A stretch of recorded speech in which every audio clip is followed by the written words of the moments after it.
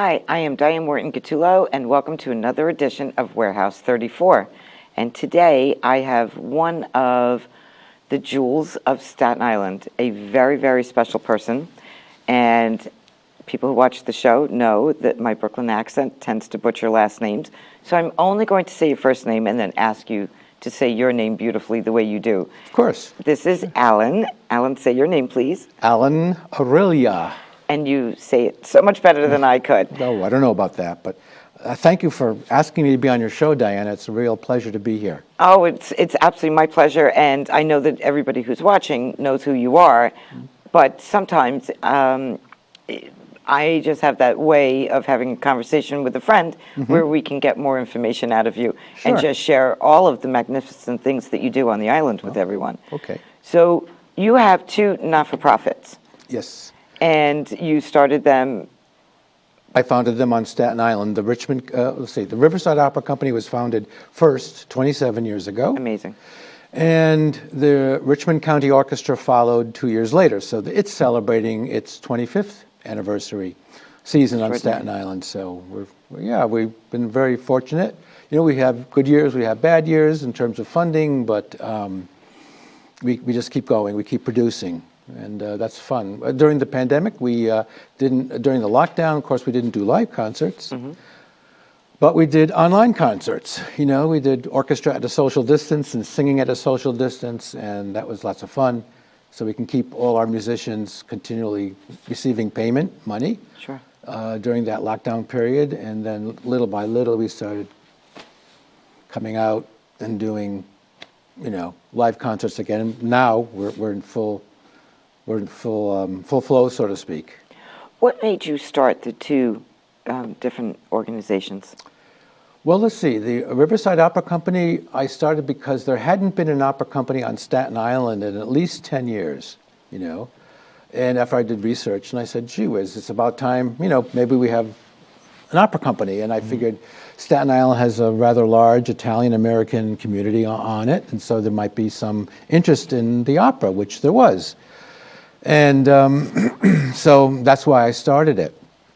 And the Richmond County Orchestra started because a bunch of musicians came to me who wanted to start an orchestra up, you know. And I started at first as a community orchestra, and I was on the faculty of Wagner College, on the music faculty of Wagner College at the time, and we just would meet every week, and we built it up, and then little by little, we started receiving funding. And here we are 25 years after the fact and still going strong. We have several hundred members on our roster now who we can call upon, but you know, usually our concerts we have about 65, you know, musicians, and sometimes smaller. We can do smaller chamber groups, 12, 15 if need be, but you know, most of the time. For a full orchestra, what is what's the amount? I mean, I don't think I've ever sat there and counted how many people. The breakdown. Right. Well, most of your members are string musicians. That's violins, you know, violas, cellos, and basses. And then you have double winds. You have 2 flutes or 3, 2 oboes, 2 clarinets, 2 bassoons, 4 horns, 2 trumpets, 3 trombones, a tuba, harp, and keyboard if needed. And then you add to that, you know, you add singers, dancers, whatever, you know.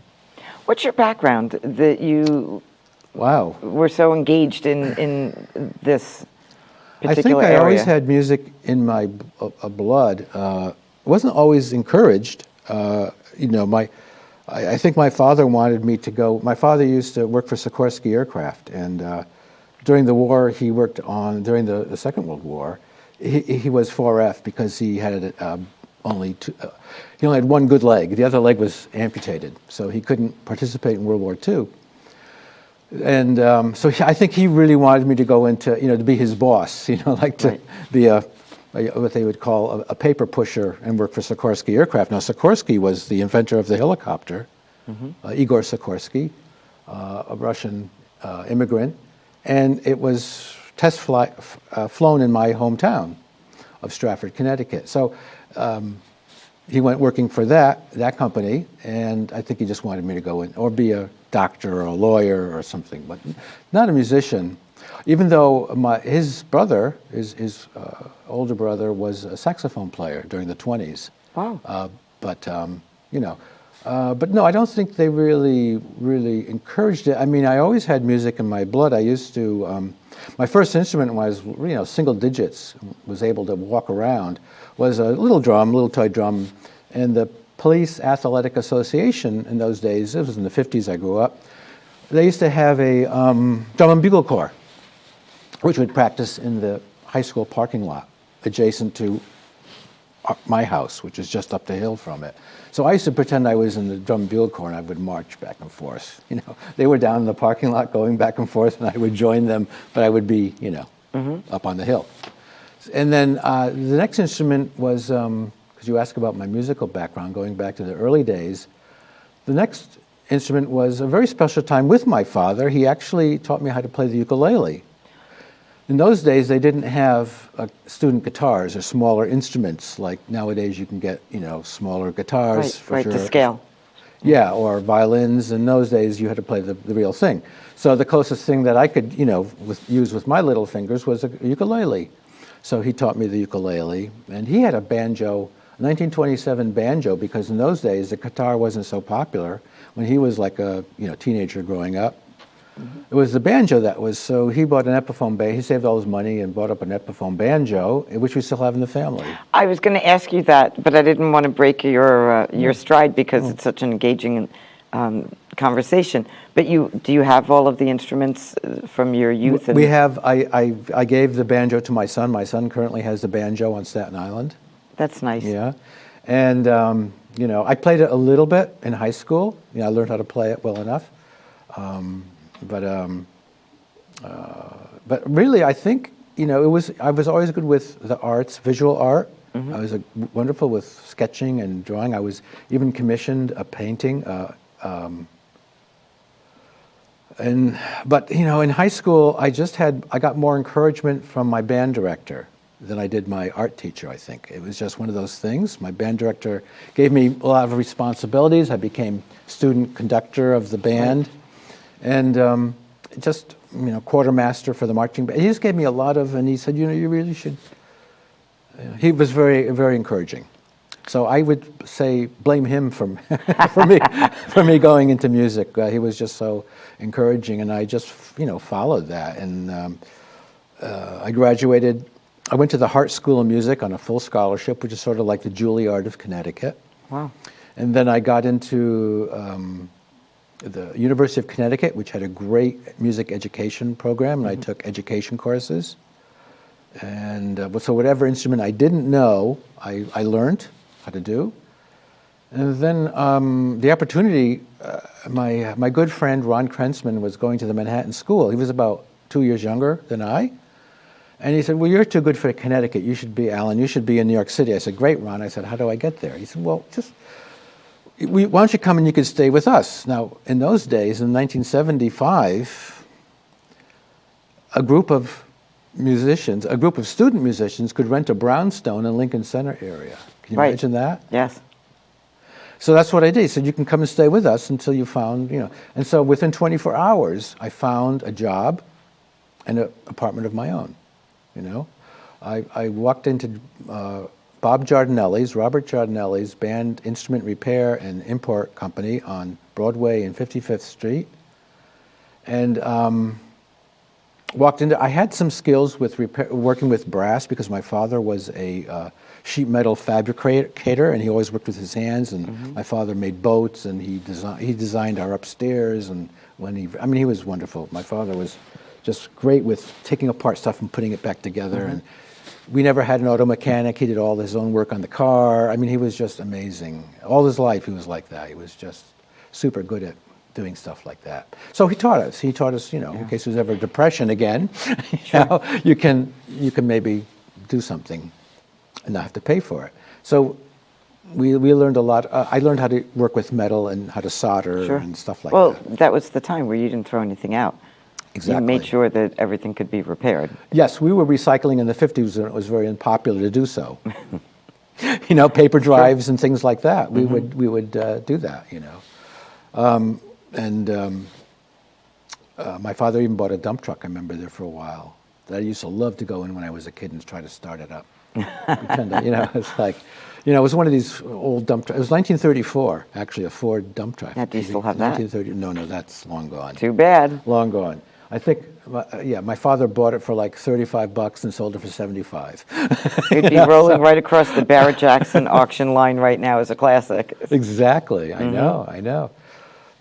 But so that's how I got started in music. I think it was because of my band director. And then I came to New York City because of my friend who was going to the Manhattan School of Music, and I was able to get a job at Bob Giardinelli's. And then move into your own apartment? I was only making $4.25 an hour, minimum wage is what he was paying me.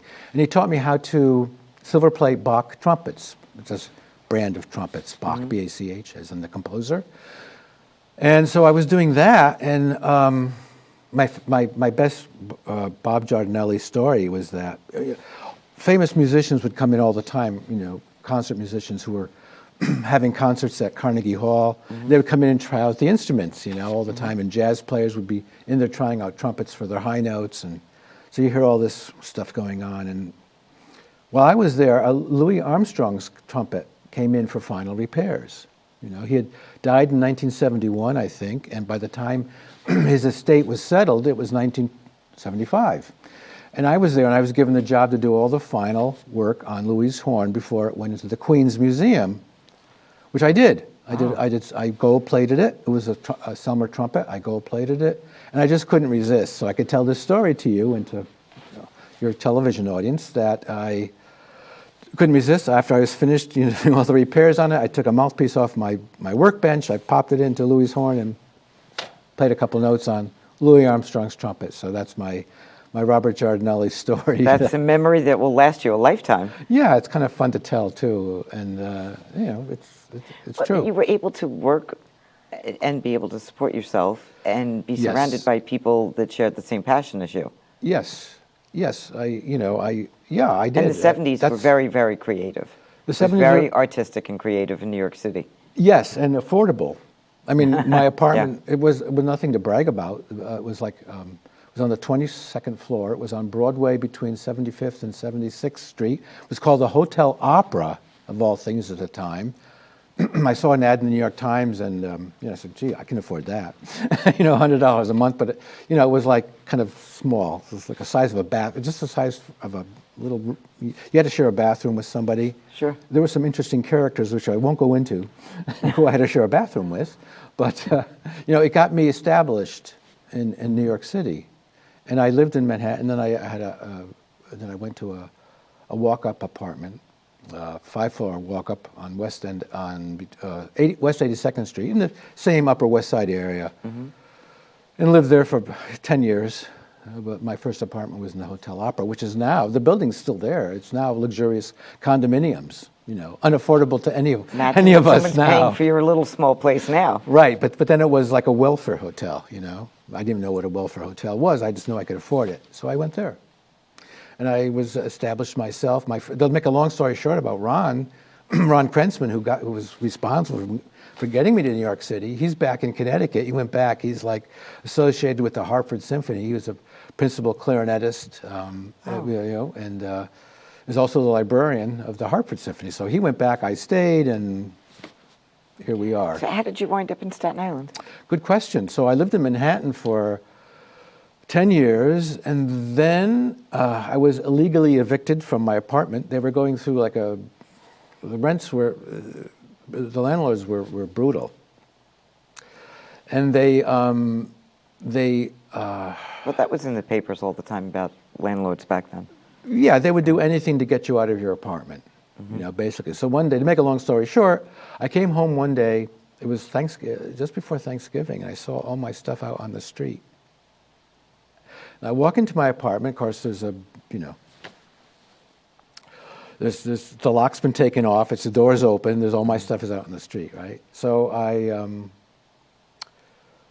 I call up Ruth Messenger, I think at the time was the council member, and I said, she says, whatever you do, stay in the apartment, don't leave But it. people walking away with your belongings outside. Oh, there's a mess. My cats were gone too. I had 2 cats. I had just taken in 2 cats, 2 little kittens from death row. At any rate, so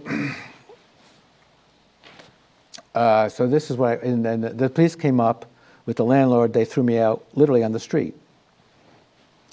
So there I was. I was able to stay at friends' places to get my stuff back together. And the first thing was to get my important belongings together, because they had taken some of the stuff to a warehouse. The cats were taken to the ASPCA. They were on death row, so I had to get those first, the cats first, before they were extinguished. And I did. Got the cats first, and I found, and friends put me up until I found a place.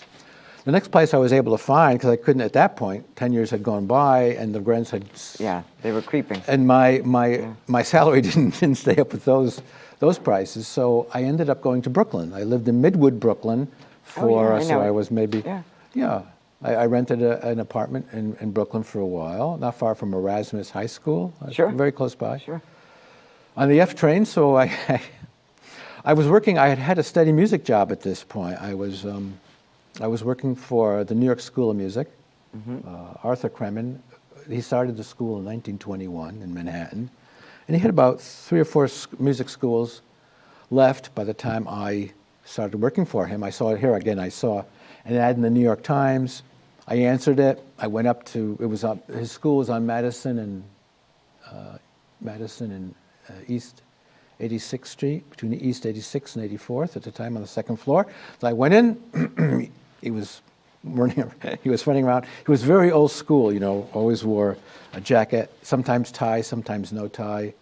Very old school, Mr. Aurelia. It was never first name, always very,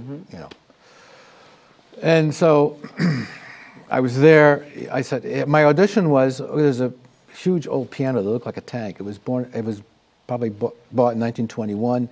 And very tuned probably not much after that. This big old tank of a piano, and he said, play something. And there was no music. I just improvised. I made up something in my head. It sounded good. He hired me on the spot. And so I started working there. And then before I knew it, he kept giving me more and more and more students, and the time went by, and I was working there 7 days a week. It was driving me crazy. It's like I was always there. But it was fun, and whatever instrument I didn't know. How many instruments do you know? I learned. Well, I practically, you name it, I probably taught it. And one of the reasons why is because whatever instrument I didn't learn at the University of Connecticut, which, as I said before, had a wonderful music education. Was a wonderful school for education, so I figured, well, even though I was going into performance art, I figured I should take some education courses just in case I have to teach it sometime, right. Which came in very handy. Yep. So I took, the backup plan. Right, so I took, strings, I took woodwinds, I took brass, I took, you name it, percussion. So those instruments I learned there, and the instruments that I didn't know, like, you name it, zither, Quattro. You ever heard of a Puerto Rican guitar, 5-string guitar called Quattro? No, but I'm sure there's so much that I really don't know, because it's endless, really. It really is, the Irish harp. All these instruments, I was put in the position by Arthur, the owner of New York Schools of Music. He would say, I have a zither student coming in a half hour. Here's the book, learn it. So I was like... So I was put in that position so many times that I learned basically all the instruments, by default. What's your favorite instrument? Oh, wow. If you had to pick one, and only one. I ended up, my major instrument actually was, you'll never guess what it was. Maybe you will guess what it was. Piano? My major instrument, piano. That's what it should have been. I'd probably be, in Europe now, conducting, the Bayreuth Orchestra. But whatever. No, my main instrument was tuba, as a matter of fact. I would never have guessed that. Right. Never. It was tuba. It ended up being tuba, And that's another whole story, you know. But it was just like, when I was a kid watching the parade coming down Main Street, I just, you know, I saw the sousaphones, and I loved and I heard the beat, and I loved the sound of that particular instrument. So I ended up going down in junior high school, going down to Mr. John McNamara's class, I'll never forget. Because they were always trying to con, you know, chubby kids. I wasn't a chubby kid at the time. I was sort of tall and thin. Con chubby kids into taking the sousaphone, because in those days they were made of brass. They were the biggest instrument. They were heavy, and you know, you sort of had to. And I wasn't any muscle man per se. And so I went down one day and I just said, you know, I'm going to go down there, bite the bullet, and say I want to play the sousaphone. So I did, and he almost fell over. You know, as I said before, because they used to have to con kids into taking it because no one wanted to take it. But it was an important part of the band. It was like the basis of the band, the foundation of the band. All music, you know, all music theorists know that the bass is what makes everybody else sound better. So the bass is like the support. And in the orchestra, it's, you know, you have tubas, but you only have one tuba, and you have, you know, upright basses, right? So anyway, that's why I went down, and he said, sure, right away. So right away I was taken into the band. I was able to, during the summer, you were supposed to pay for band, the summer band. He let me in for free because they needed tuba players. You know, I was the only one. And so I got free tuition to that. And, wow. You know, so it opened up a lot of doors for me, actually. You know, I got a full scholarship at the Hart School because I was a tuba player. So it was, you know, it was, and it just was, on it that worked whim for me. that you went downstairs and said, I want to learn this. Yes, I did have the passion, and that was the instrument. That was the instrument. Of course, when you go to music school, you have to learn piano.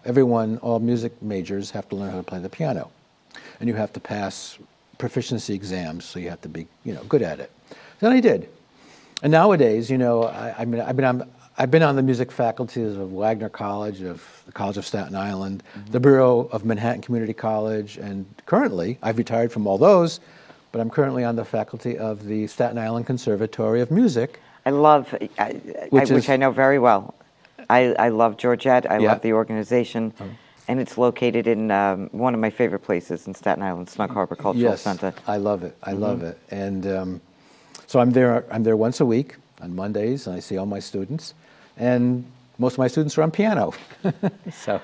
Well, we have my daughter in the audience as we're sitting here together chatting. And I enrolled Madison at the conservatory when she was a child to take piano lessons because she was a theater student. She sang, and I did all of her enrichment on the weekends at Snug. Great. And I would just, you know, take her from one experience to the next, to the next, to the next.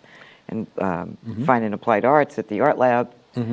All of those different things. And the one thing she gave me a hard time with was the piano.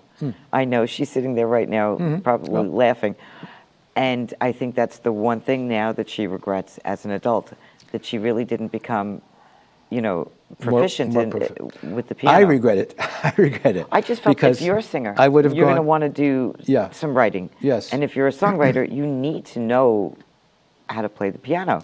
It helps, although, you know, it's since the 60s. Or guitar, either one. Yes, but I went with the piano. The Beatles composed on the guitar. But before that, and during that time too, like Carole King and a lot of people, they composed at the piano.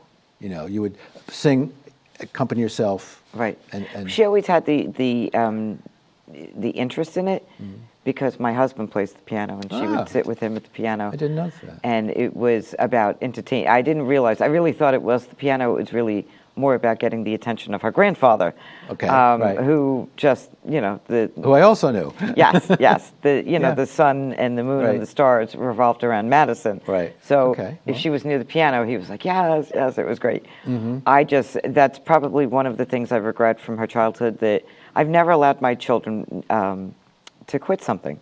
If you want to start it, you need to be serious. Stick to it. You have to stick to it, at least for the season, for whatever that season is. Right. because it's a team thing. Right. Yeah, definitely. Either if you're a musician, it's definitely a team. Right, right. It's a And team she's effort. never been a sports child. It's always been, you know, Right. the arts. Right. But it's still a team thing, It even is. if it's one-on-one with the teacher. Yeah. The teacher has identified this particular time for you, and you can't just quit.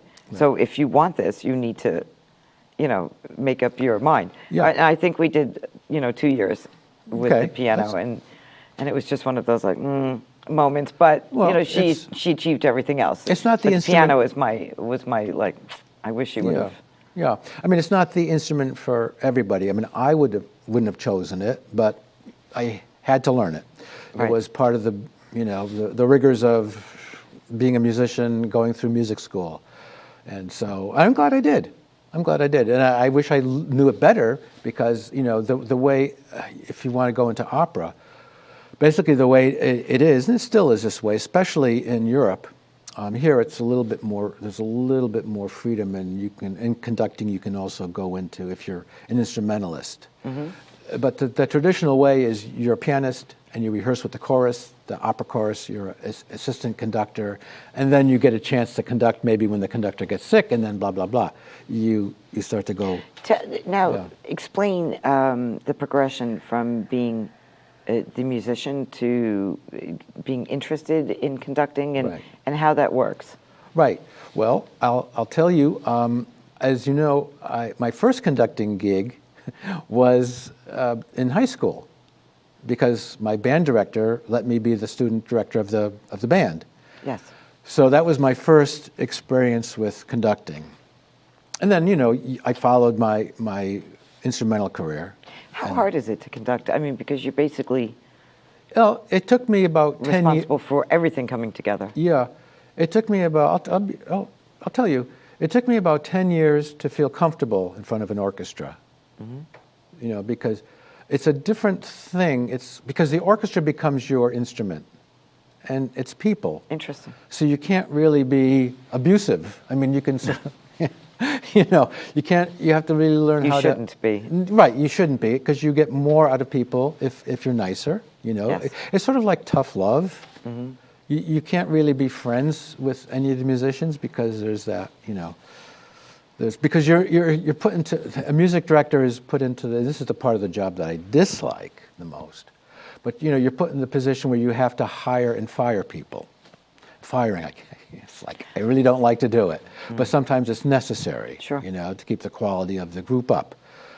And so you can't really become friends, or shouldn't become friends with the musicians for those reasons. Right. You know, you have to sort of like keep your distance. And but I love them. I love working with them. They're all wonderful musicians, and we're giving, you know, these folks who are coming out of, you know, New York is such a hotbed of talented people who are driving cabs and doing other kinds of jobs. Yes, You know, yes. I mean, you know, you have Juilliard, you have the Manhattan School, you have Mannes, just to name three. There's NYU. You know, you have all these schools that are graduating thousands of people every year, and there's no work for them. And that's another reason why I started up the orchestra and the opera company, to give people a chance to, you know, get paid for what they really love doing. Well, the orchestra performs with the opera company? They, Do you keep it separate, different musicians? the musician pool is the same, Okay. okay, in terms of instrumentalists, but the singers vary. The singers will, you know, we don't hold on to singers. We don't really hold on to musicians either. I mean, they come back to us because they want to.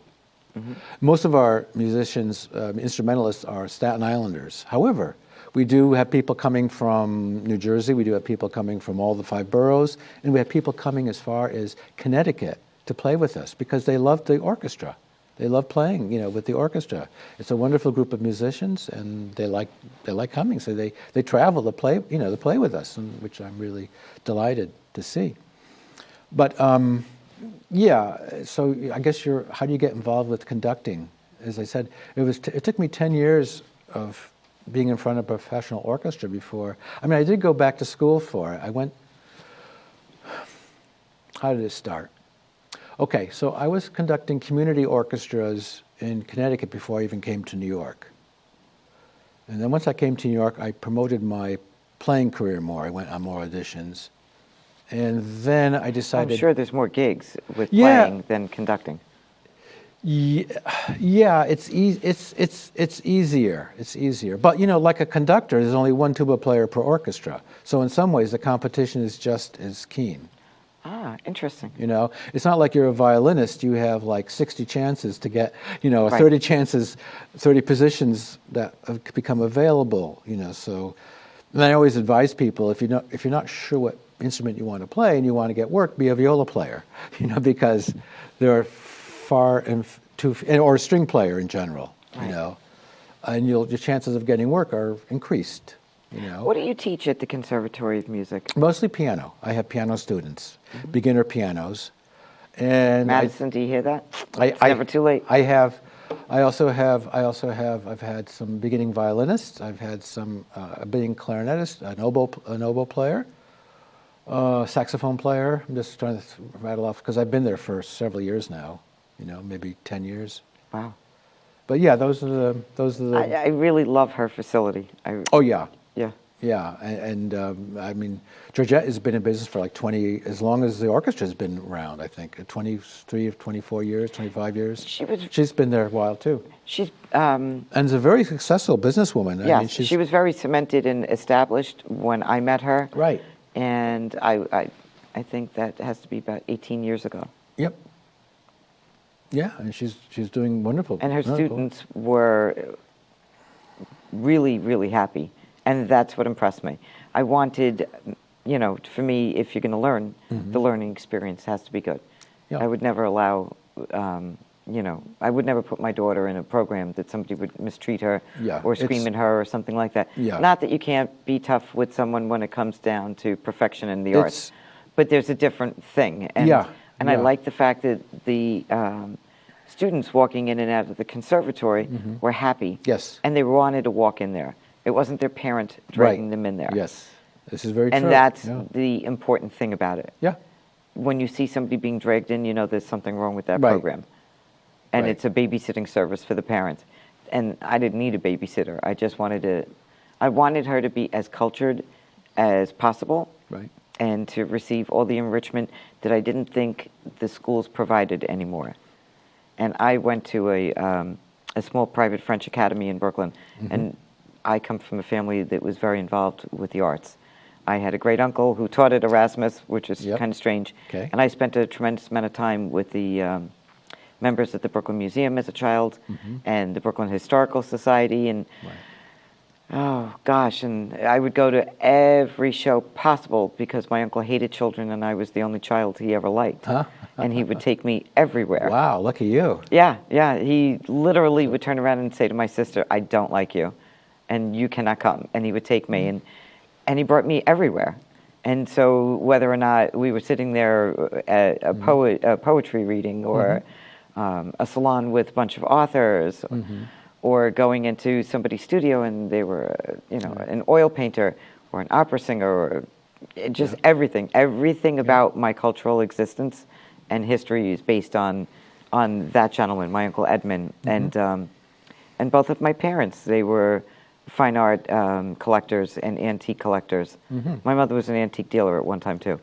But so it just kind of goes hand in glove with one another. It's all and connected. They were well traveled and well read, so it just all came to. And I wanted her to have that. Right. My other daughter is the sports one. Right. And that wasn't really her thing. Although I pushed it.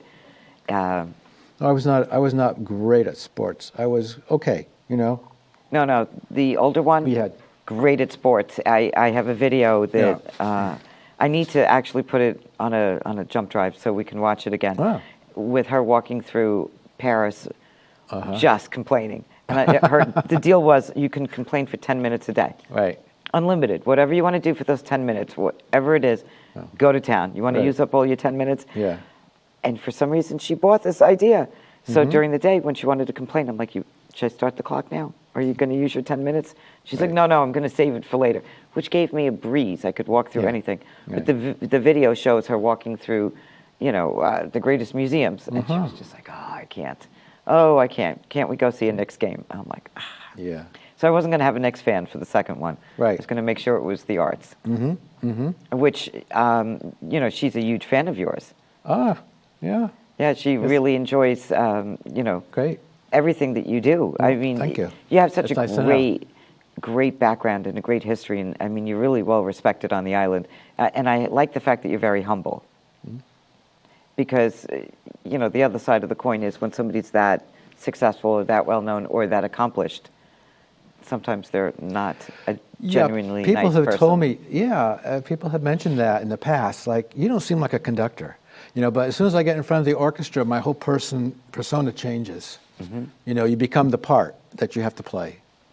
And they said, Dave, well, you completely change, you know, and then I get off the podium and I go back to, you know, normal.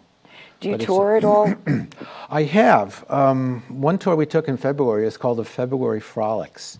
And it was a sort of like a review. I was had a director in Manhattan from the New York School of Music work with me. He put the show together. I put the music part together. He was the director. And it was people who were associated with the school who were professional or emerging professionals. Donna Vivino. I don't know if you know Donna Vivino. I don't. She, Uncle Floyd or something, Vivino, Okay. is a relative of hers. I may even be wow, her father, okay. but I worked with Donna on that show. She was in that show, and she did Wicked on tour. Oh my goodness. She was the Wicked Witch on tour, and she was fun to work with. And now I think she just did an episode of Law and Order. She had a speaking part in Law and Order. Nice. Yeah, Donna Vivino. So I'm trying to think on tour. Okay, that was we toured. We started in Manhattan. We did a show on the Upper West Side, and then we took it to Snug Harbor, the music hall. We did it, and then we took it to Asbury Park, New Jersey, because the director. I love Asbury. Because in the Baronet Theater, which was torn down, we did it there. So that was one tour that we took.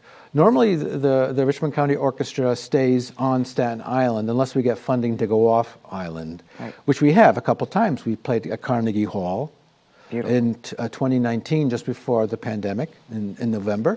We were hired to perform at Carnegie Hall, and that was fun, you know. What was that experience to be there? I'll tell you, really... I felt very comfortable. I thought I would really be intimidated, you know, Carnegie Hall, you know, it's like you feel like this big, you know. But when I walked out on stage, I felt like, wow, it's not so big, you know. I felt very comfortable there. I was really surprised that I felt that comfortable. You know, I was really felt, this is good, you know, this is just... Oh, that's really nice. I felt That's very lovely. comfortable there, you know. That was fun to do. And we've also performed at the Guggenheim Museum before that, in 2008. We were hired, here again, we were hired, the Guggenheim Museum contacted me and said, we're looking for an orchestra to do this new installation. It was been done in Europe, it's been done in France already. And it's a new thing, we want to bring it to America and do it the first time. And I said, great. So they came down to, we were doing a rehearsal at Carnegie, at Trinity Lutheran Church. I remember, and they came and saw us, and they said, okay. And we were in like competition with a whole bunch of regional orchestras, and I figured, okay, well, thank you for coming, you know. You're right. You know. Yeah. And then a couple weeks went by, and I got a phone call. We'd like you to come in and, you know, sign the contract. And I said, what? Wow.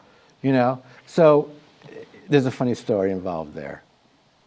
Please share. So I said, okay. So I got to, he said, you know, there's some nudity in this program.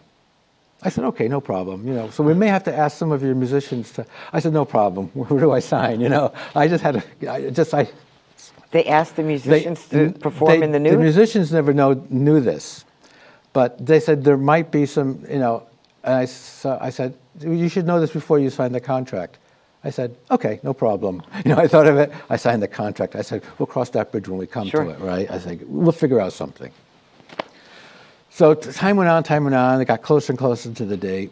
You know, we started rehearsals, and of course, it sort of came up, not especially, you know, but the orchestra never found out. I was the only one who really knew, to make a long story short. They ended up hiring 2 actors to do the nude scenes. Okay. So I just went,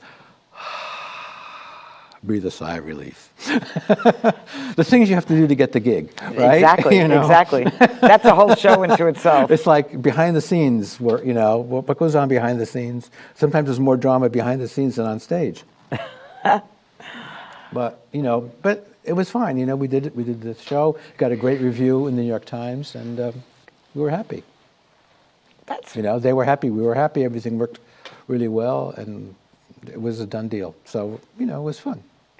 And now you're on Staten Island. To answer your question about touring, so we a few times we've been off the island. But here again, any public funding that we receive for Staten Island stays on Staten Island. Yes, yes. But this was, in addition, we were approached from the outside, and you're not going to say no. Absolutely not. If they're going to pay for it, if they're going to raise all the money, why not? Why not give your musicians more work, and exposure? Plus, it also exposes the audience to what you do here. Yeah. So it just spreads the word. That's true. Yeah, it is true. So yeah, that was fun. The opera company. Yeah. I mean, I know that you've had some really very talented people. Of the Riverside Opera Company. Yes. Yes, we've been very, very fortunate. Before the pandemic, we would hold auditions twice a year, once in February and once in August in mid Manhattan, and we'd have people come from all over to audition. I'd have a panel of retired opera singers be on our judging panel. So I wouldn't choose. I would get one vote out of 6. Okay, Sure. So basically that's how we chose the singers, and then we give them an opportunity to sing with a full symphony orchestra. And here again, the idea is not to hold on to these singers, but to let them go, to let them use us as a stepping stone. So Sure. some of them were still in school when they auditioned for us. They were still in conservatory or the School of Vocal Arts in Philadelphia. We have, and we've made that dream come true for a lot of singers. They were able to go on to sing at the Metropolitan Opera, City Opera. We have a tenor, a wonderful Mexican-American young tenor who's in Germany now making a career for himself. And you can see all these videos on YouTube. They're all there. So they were able to use those videos to help, their career. Sure, propel them to get to the next level. And so that was I really remember good. seeing our mutual friend, Chris Macchio. Yes, Chris. Oh my God! I remember I was looking around the room because I just, I get a kick out of the fact that he is such a talented guy and such a sweetheart. Yeah. Such a nice guy. Yeah. But people, I think, when they first meet him, don't expect that voice to come Right. out. Yeah. And when he He's started loud. singing, oh yeah, which I love. Yeah. And I started looking around the room, and I was watching the expressions on everyone's Yeah. face, and it was from like, what? Yeah, Oh my goodness. We've worked with a lot of folks who, before they were well known, Right. became. Giada Valente Yes. is also another singer who, she sang with us, and now she's on the West Coast she's doing cooking shows and all kinds of stuff. Yes. But we helped, in a small way, help her launch her She's very career. talented, Giada. Yes. Who else? I'm trying to think. Daniel Rodriguez. Danny. He sang with us. Let's see, who else? Oh, goodness. Because there's so many folks. Christina Fontanelli. Christina sang with us, too. And a lot of these connections, some of these connections, especially the Italian connection, came from my good friend Joe Sciammi from St. John's University. Joe is very involved with the Garibaldi Mucci Museum here on Staten Island. And But that's where you've been performing for. Joe gave me a call. He said, we'd love to have you. This has started our whole season, going back 20 years at St. John's University, because Joe is the vice president of community relations, and they wanted an outdoor concert at St. John's. Right. And so they contacted us, and it was Joe Sciammi, and then we did the outdoor. It was a big success, and I said, hey Joe, why don't we start doing things indoors too, so we can do a concert not just once a year, but maybe in the wintertime too, indoors. And Right. so and that's how that started. So we would do 2 concerts a year at St. John's. And then, Joe it had an Italian theme, Right. because we got funding from the Italian Society at St. John's University. So we always would call it the Concerto di Natale for our Christmas concert, or Concerto di Primavera for our spring concert. And so we would feature people like, Christina Fontanelli, Giada Valente, Christopher Macchio. So Did you ever put an event together where you had them all come together? no. That would be interesting. The people who, on their way up the ladder, because they're all big names now. Well, Yeah. Well, I know. I know that- Daniel does it. Daniel put together like the New York tenors. Right. So I know Christopher sings with Daniel now, and also there's an Irish tenor. I forget the other fellow's name, but yeah. So I know the problem with the facility is what would be, you know, Yeah. the negative space situation But right now. that is an idea. That is an idea. But that would be something that everybody would love to see. Usually, because- we can only afford one heavy a concert. But you know what? But maybe because Yeah. their lives were so positively impacted by Mm-hmm. that, they may come back and want to yeah, that's give back true. a little bit. You give me another idea for another production. Yeah, Diane, that's great. Maybe I should. So tell everybody about the situation with St. John's in the space. Okay. So Because maybe there's someone out there who's watching who is a fan and, you know, might have some ideas or suggestions Yes. or be able to offer help. yeah, for sure. Well, St. John's University, they're closing their Staten Island campus, unfortunately, in the spring of 2024. So that's not too far away. Now, we've been there for 2 decades, Right. you know, and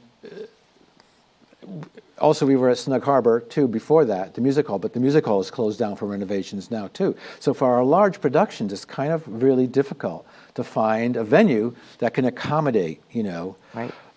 us, like St. John's has this past 20 years. You know, they put us in the gym, but you would never know it was a gym. I didn't They- know. I mean, I didn't realize it was a gym either Yeah, when I was there. They build a stage, they have curtains, it hides everything, the bleachers, they put down a rug.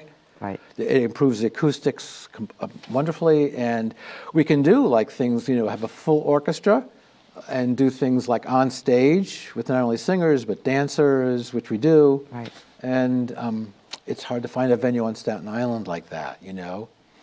Even the St. George Theater, which we've played in, Right. the pit isn't large enough for the full orchestra. Maybe you could fit 20 people, 30 people in the pit the most, but not, you know. Same thing with Snug Harbor Music Hall, although I've been told they've built a pit there, so maybe now we can go there. I mean, But- I have a strong relationship with Snug, and I have to say, I did not. Normally, I'd be the one like sneaking around, like, oh, I want to see it and Right, stuff. yeah. And because of COVID, I just didn't have Right. that opportunity. Right. But I'm really curious to see what what it looks like. Yeah. Because the renderings that I had seen during one of the community meetings Mm-hmm. was just beautiful. I mean, Yes. I'm envisioning what it's going to be. I hope it's exactly, or if not better. Better. Let's hope so too. I know. Remember when the music hall was closed down for many, many, many years before they renovated it, and then Yes. the original renovation, Yes. and then they renovated it. Galt McDermott opened it up. Right. Right. He was the first. We were the second performance in there.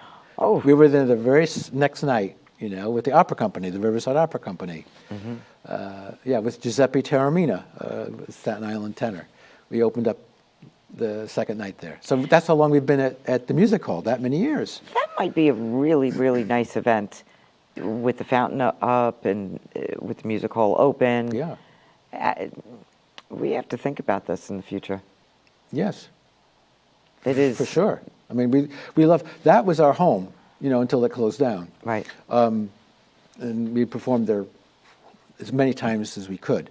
I fell in love with Snug Harbor when I first came to Staten Island because of my daughter, because Right. of Madison. Right. And I just said, oh my gosh, this reminds me of part of Brooklyn. Right. I'm not a big green person, though. I mean, anybody who knows me, I'm like a little afraid of nature. So I'm not that girl who's going to go frolicking through anything or Yeah. pick flowers. I don't, Well, I I mean, don't there- touch anything, you know. Yeah. But there are reasons for that, like Lyme disease. Well, yeah, I'm just, For I don't one. know, I'm like, Yeah, but still. Yeah, it's- but I can appreciate yeah, it. right. But I loved the cultural aspect of Snug Harbor. Yeah, you have art labs there, you know. You have, I sat on the bench long enough, I joined the board. Okay. And then when I joined the board, after that I became the chairman of the board Okay. of the art lab. wow.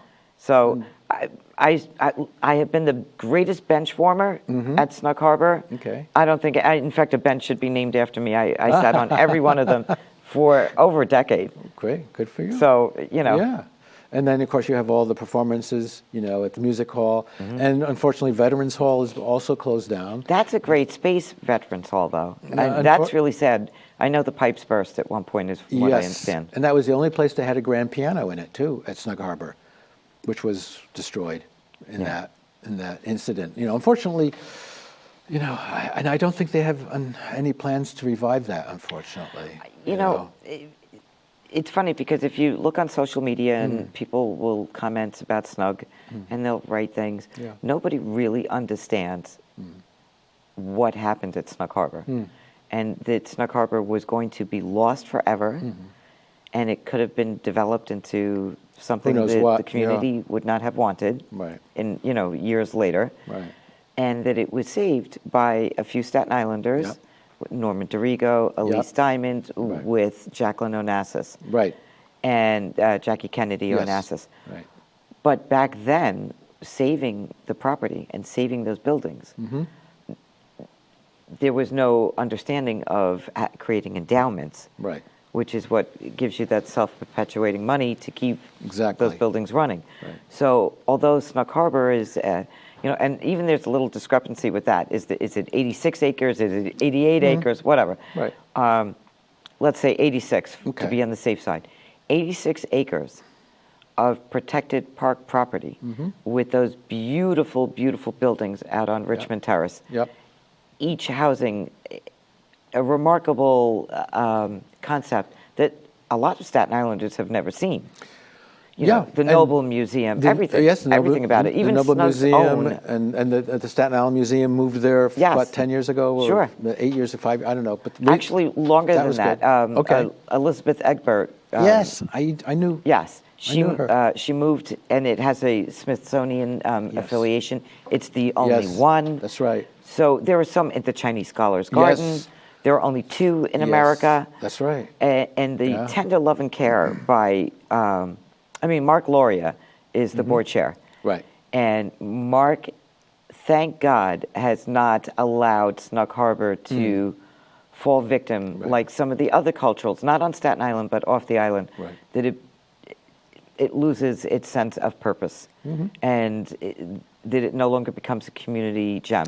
And I truly feel Snug Harbor is the crown jewel of Staten Island's culturals because it has every building that can be used for anything. If you're into film, they filmed the movie about J.D. Salinger there. Exactly. And you really thought, when we were watching the filming from the restaurant, and when I saw it on television, I was like, oh my God.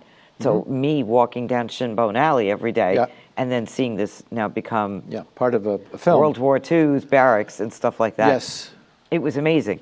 So, and that's just one of many movies. I know Law and Order, they filmed there too. Yes. Several times. So between the cottages on Cottage Row, where else can you see a castle? There's a little castle there. Yes, there is. There's just so much there. But it needs so much funding. And the Veterans Hall is something that we cannot lose. I know. We can't, not long term. Maybe now because nobody expected COVID to come and then hit the world the way it did. But now that we're on our way out of it, hopefully, we need to focus back on these things. We need Veterans Hall back. You need to get people out and about, you know? Not only is it good for the working artists. But it's good for all the businesses in the area because when people are out, they go to restaurants in the area. They patronize all the businesses. You know, well, it starts with something. It starts with a young child being taken to the Children's Museum and being exposed to that. And I mean, indoor, snow, rain, summer, sleet, hail, whatever, you're going to have a great time at the Children's Museum. Then you go outside for the Wednesday dancing with the live musicians and the music and stuff. And then you grow up and you want to go take the little dancing class, or you want to go to, you know, conservatory music, or you want to go to SICTA and go, you know. There are just endless opportunities for personal growth. And I know I'm a better person for having found Snug Harbor and becoming so involved in it. So involved that my husband actually dug ditches. Mark Lamberti and my husband planted all of the plants outside of the art lab. So, you know, my husband really didn't expect that he would be doing that, but you know, through the digging of the ditches, he and Mark did a beautiful landscaping job. Yeah, you know, like a definitely. decade ago. Yes. And they fell in love, you know, with that whole. It just brought it right back. Right. You know. Yeah. And it's just a great place in Staten Island, It and I is. think it would be a great home for Yes. both of your organizations. Yes. So we need to bring things back up online. We do. You need to do. find another home. Yes. For this. Yes. Well, the music hall was our home before St. John's. So it's just a matter of once they reopen up the music hall, we can go back. Yes. And St. John's, I'm just hoping, as you said before, you know, Mark Laurelia saved Sug Harbor. I'm hoping someone will sort of save When St. Elise, John's University. Norma, and Jackie saved Snug Harbor, Right. Mark was the man who stepped up, along with his board. He's got a great Right, board. yep. You know, you can't say enough about Brian Leyline. Right. Oh yeah, Brian, sure. You know. Yeah. And I know I'm remiss in not mentioning everybody's names, but there were just so many people yeah, involved yeah, with yeah. Snug. Right.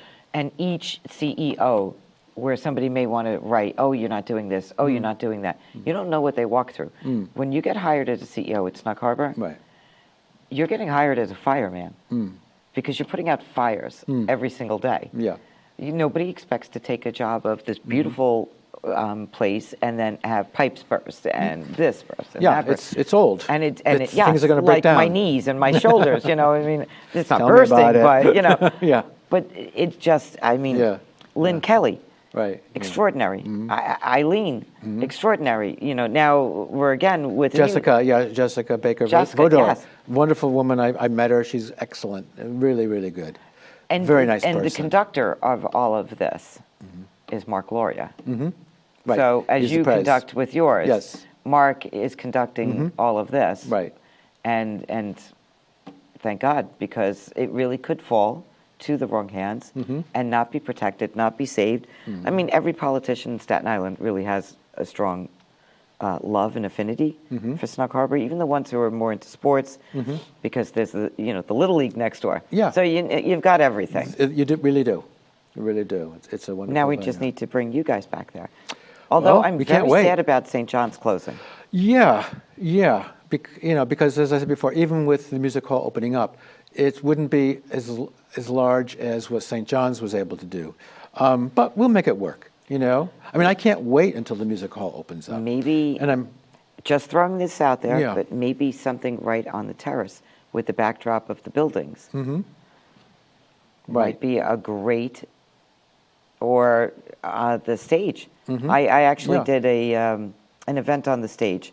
I did a memorial concert for a friend of mine, Right. and that stage is great, and the field is great, and it's right next to Building P with restrooms. right, yeah. I mean, sure, why not? There are so many opportunities. We have just a minute left. I cannot believe how fast this hour went. Okay. Is there anything you'd like to share with the viewers? How can they find out more about your two organizations? Great. Well, they can, the Richmond County Orchestra has a website, and a Facebook page, and you can see a big history. Especially on our Facebook page, we have videos and everything where you can go. You could do the same on YouTube if you search Richmond County Orchestra. And the same thing with the Riverside Opera Company. They have, with the exception, they don't have a website, but they do have a Facebook page. Right. And everything is there. And lots of stuff on YouTube in that name of Riverside Opera Company. And we also have stuff on SoundCloud.